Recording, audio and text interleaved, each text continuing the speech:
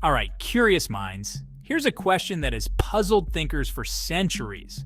Which came first, the chicken or the egg? At first glance, it seems like a simple question, but the answer is anything but straightforward. Let's break it down.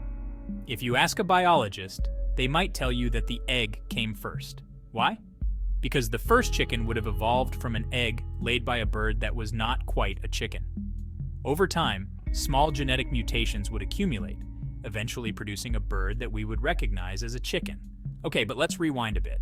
If we look at evolutionary history, eggs existed long before chickens. Reptiles were laying eggs hundreds of millions of years ago.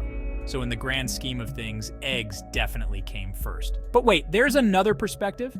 If you ask a philosopher, they might argue that without a chicken to lay an egg, there would be no egg. It's a classic example of a causality dilemma. So, from this viewpoint, the chicken must have come first. It's a neat little paradox, isn't it? Now, let's add a little twist with a theological perspective. Some people believe that a divine being created all animals in their present form. In that case, the chicken would have come first, created by a higher power, and only then would it lay the first egg. And then there's the geneticist's take. They might point out that every living being is a result of its DNA. According to them, the egg is simply the vessel that carries the genetic information needed to create a chicken. In other words, the egg is the first stage of a chicken's life cycle. Now, let's not forget the quantum physicists. They might say that the question itself is flawed because it assumes a linear progression of time. In the quantum world, cause and effect can sometimes be indistinguishable. Mind-boggling, right? So what's the verdict? The truth is there's no definitive answer. The question of which came first, the chicken or the egg, is a wonderful reminder of the complexity and mystery of life.